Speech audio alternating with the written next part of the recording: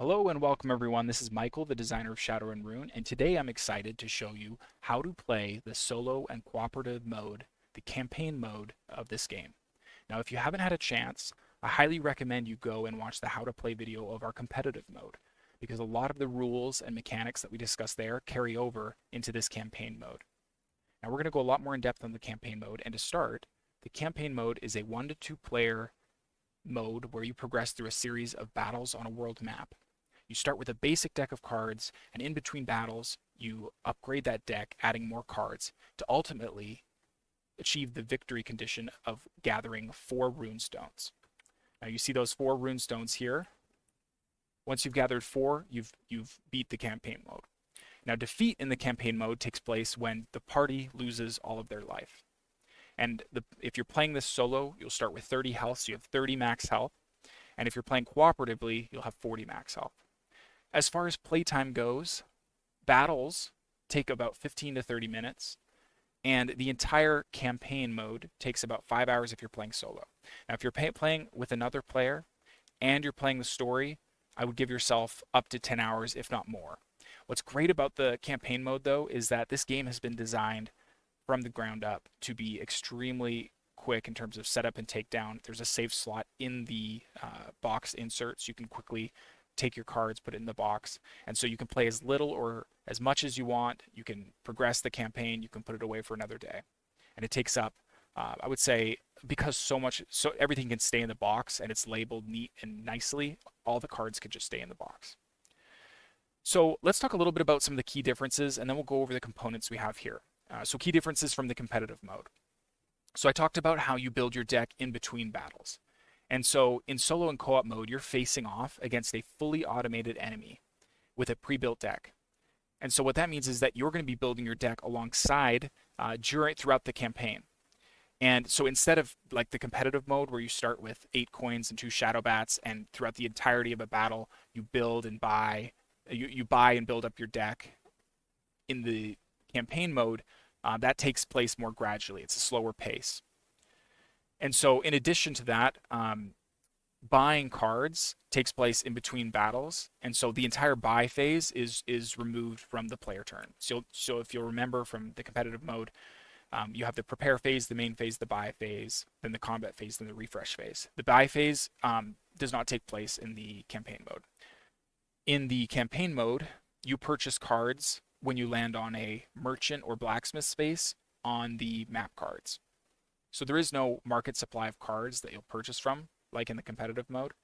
Instead, when you are traversing the map cards, it's not until you land on a blacksmith or merchant space where you have the opportunity to purchase cards. Another thing I want to mention is that instead of money cards being part of your deck, you set those entirely aside in the campaign mode. When you spend the gold to purchase cards, it's returned to the box. Now, during the battles, another key difference is card draw and cycling of your deck. On your first turn, you'll draw 3 cards, and then during every subsequent refresh phase, you're only going to draw 1 card. You also retain all of the cards in your hand instead of discarding them at the end of your turn. Let's just orient to some of the components that we have on the screen. So we have the battle board. We have our 4 player boards. So we have the Paladin, Druid, Necromancer, and the Mage. We, of course, have all of our minions over here and our items in the game. And over here, we have, starting at the top, we have this campaign board. Now, there's a lot of information on this, but essentially, this enables you to stay organized with all of the different card piles that you need to play the campaign mode. And so the main content on this board is the difficulty of the battle encounters and how they scale. And difficulty scales as you acquire more runes. So as you get closer to the end of the game, as you get closer to 4 runes, the difficulty scales. You also have piles for the item randomizer, the normal minion randomizer, the elite minion randomizer, a place for the story cards, for the map cards, and then when you're playing a battle encounter, a place for the draw pile for the enemy encounter and for the discard pile. We also have these 4 rune word cards. So for each class that I showed, each of these player boards, there is a rune words, a specialized set of unique abilities that that class can learn. So we have the Paladin, the Druid, the Necromancer, and the Mage.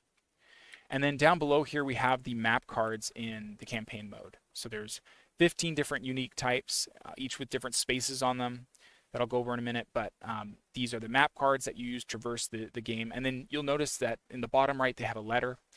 These cards have a dual purpose where the letter, if you shuffle and draw these cards, is to denote the spawn location of the enemy minions on the board in terms of what row they're spawning in. And then in addition to that, we have these story cards, these numbered story cards, which help drive the narrative campaign and the branching story that is part of this game. Okay.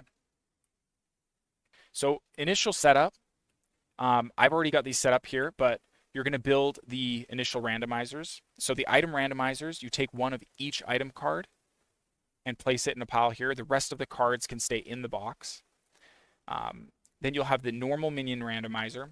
So this is every minion that is 6 gold or less placed here. So one of each minion that's 6 gold or less. And then the elite minions, which is one of every minion that is 7 gold or more. And this is important because when you're landing on these different, so see the skull, the white skull spaces. The horned one is the elite minion. The other skull is the normal minion. When you land on those, you're going to be drawing minions from, depending on where you land, from these different minion randomizers. So to start, let's talk about the first thing that we're going to do after we've set up our randomizers, which is picking a class.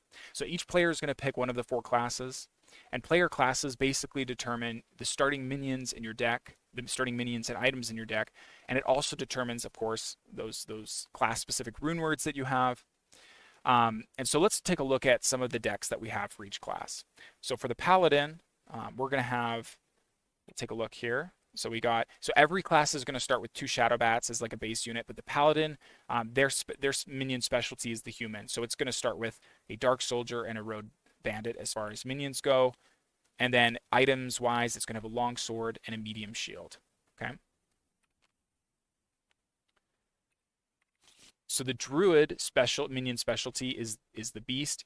And so the Druid is going to start with a deck of Echo Dagger as far as item, Dark Wolf, it's going to have the Shadow Bats as well.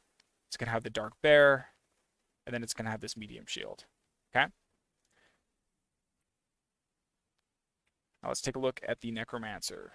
So if I look at this deck here, as far as items go, it's going to start with the Leather Boots, the Echo Dagger, 2 Shadow Bats, and the Bone Archer and the Bone Soldier. The Necromancer's specialty is the Undead, so it's going to start with 2 Undead minions here.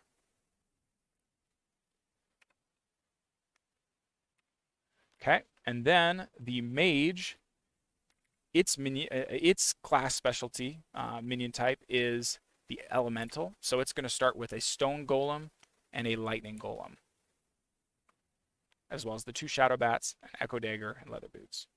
So those are the 4 different class starting decks of 6 cards. So as I said below, or as I said before, each class is going to start with their own unique rune words. And so if I'm the Paladin, I'm going to take this card here, and I'm going to have my starting deck. Now, just to say a little bit more on the rune words, as you gather runes, you unlock new unique abilities that you can spend actions on during your main phase. So initially, you won't be able to use any of them, but once you've gathered 1 rune, you'll be able to use the first 2 rune words. Once you've gathered 2 runes, you'll be able to use the second 2, and 3, the final one. So there's 5 here. And so gathering rune words is very simply when you land on a rune space. So you can see on this card, we have a rune space to the middle right. When you gather a rune, take one of those, you place it here on your player board. Okay, so let's talk a little bit about the world map setup. So I'm going to group all these cards. I'm going to shuffle them, put it right on our campaign board here to the right where it's labeled, and I'm going to draw 5 cards. So the way you traverse the world in Shadow and Rune, I'm going to place these in a plus formation here.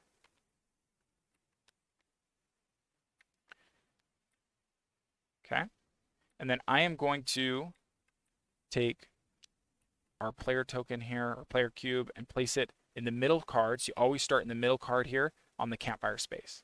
This is how exploration works. If you as a party, you move one space at a time, and if you move off the card, you immediately flip the card that you just left, effectively sealing the way, and then you return the other 3 adjacent cards to the map deck. I'm going to shuffle this, draw 3 more, and place them on each adjacent side of the new card we just entered.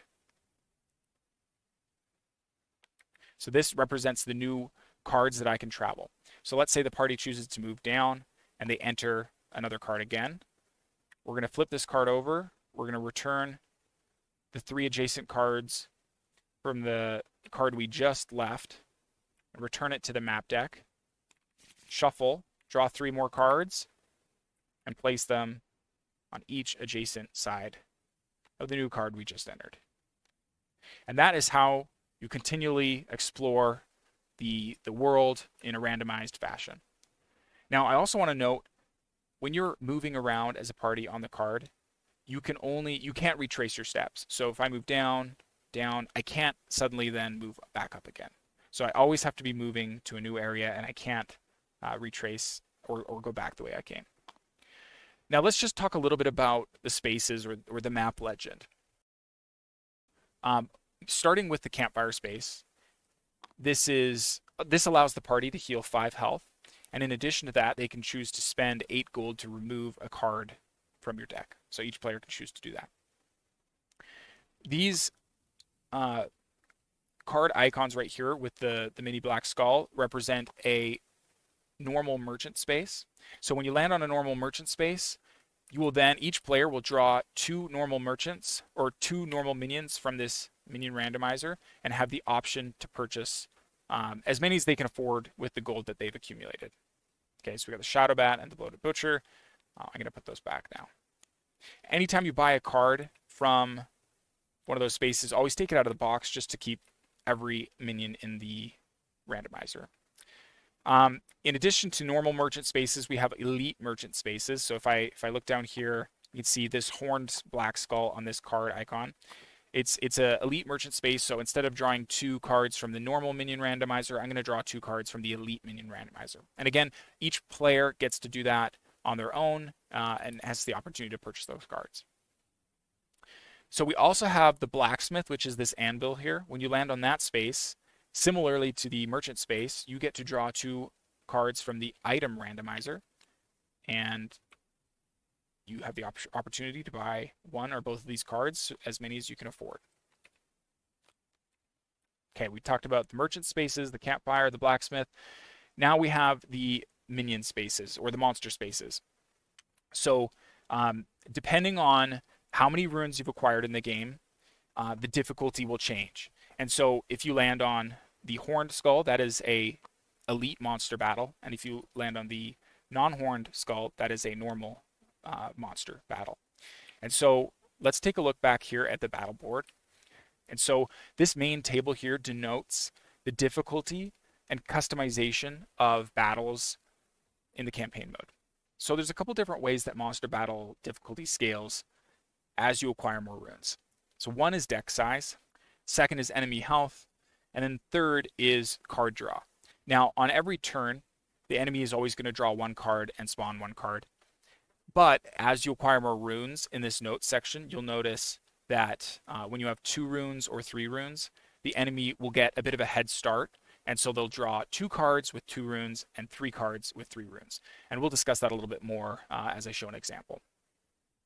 So let's go through some examples of how to set up the monster battles as you have different difficulty settings. So let's say if we landed, I'm going to just pull this card up here. Okay, so let's say we have no runes and we land on a monster space, a normal monster space. I'm going to go to the no runes table, and this minions says 3 normal. So I'm going to draw 3 minions from the normal randomizer. Okay, it says the deck size is 6 cards. So I'm going to grab, it's always an even number, 2 of each of these minion types. And I'm going to grab them from the box. So I'm going to grab 2 dark soldiers. We're going to grab 2 giant spiders. And then we're going to grab 2 bone soldiers. Okay, that forms a deck of 6 cards. I'm going to put this, let's just move this out of the way here. I'm going to put this in the draw pile here. Oops. Okay, I always return these back to the randomizer, so they stay there. Okay. So we got 3 normal minions, 6 card deck. This encounter is going to have 10 health. And again, the way by which you can defeat a battle encounter is by either defeating all of the minions or dealing 10 damage to the encounter. And so damage can be accumulated and tracked in this space right here. So, and then finally, if you defeat the encounter, you'll be rewarded with 6 gold for this normal encounter. Now, one other thing it says under the notes section, on a monster space, the party may choose to replace one of the 3 minions with a random draw from the minion randomizer. So this is in effect a kind of veto mechanic where if you feel like the fight is too hard, you can choose to discard one of those cards and draw again. So if I drew 3 here, and let's say I really didn't want to face the Shadow Blade, I could discard it, return it to the randomizer, and draw 1 more. Okay? Put these back. Now, one important mechanic I want to talk about is the ability to flee. This ability is removed once you have 2 or more runes, but at the beginning of the game, you have the option to flee battles that are perhaps too overwhelming. And so for the cost of 3 gold per player, you can choose to flee the battle, and you would just be able to carry on the map and just move to another space. You won't collect any reward, and any damage you've incurred from that battle will stay with you, but at least you can kind of carry on and hopefully do better throughout the rest of the campaign mode. I should also say if you're in a elite fight, fleeing costs a little bit more. It costs 5 gold per player. We've discussed how to set up enemy encounters depending on what space you land on, whether it be the normal monster or elite monster. We've also discussed how to set up the encounter depending on the difficulty, so the number of runes that you have. Let's now talk about combat and how the enemy turn phases work. So I'll just take a look at this enemy turn phases here. It functions similarly to the player phases in that you have 4 phases here, and you start with the prepare phase. So the prepare phase, you remove spawn tokens, you resolve start of turn effects. Of course, you can skip this on your first turn because there will be no minions on the battle board. The second phase is the move phase. Enemy minions will always move forward 1 space from the ranged row into the melee row if that space is open, and you will resolve that left to right or A to E. The third phase is the main phase. And I should also say for the second phase, you're going to skip it on the first turn as well because there's going to be no minions on the board. For the third phase, the main phase, you're going to start by drawing 1 card from the enemy deck, and then you're going to spawn it that turn, ignoring the action cost. And the way that spawning works is, again, you use those map cards. So you're going to shuffle the unused map cards, and you're going to draw 1 card. And depending on the letter that you see, that is the row that is the column that you will spawn the minion in the ranged row. And if a minion is already occupying that space, then the player can choose 1 space to the left or to the right in which to spawn that minion. Then finally, the 4th phase is the combat phase. Enemy minions attack left to right or A to E, starting with the melee row and then with the ranged row. And again, as we discussed, in the competitive mode, there's no friendly fire. So if a enemy minion happens to target one of its own spaces, it won't be dealing damage to itself or to the minion. And then the turn ends after all attacks are resolved and there is no refresh phase. So let's just go through this, okay? And again, in combat encounters, the enemy always takes the first turn. So we'll shuffle the deck. We're going to shuffle the map cards here. I'm going to draw 1 card. You can see we got C.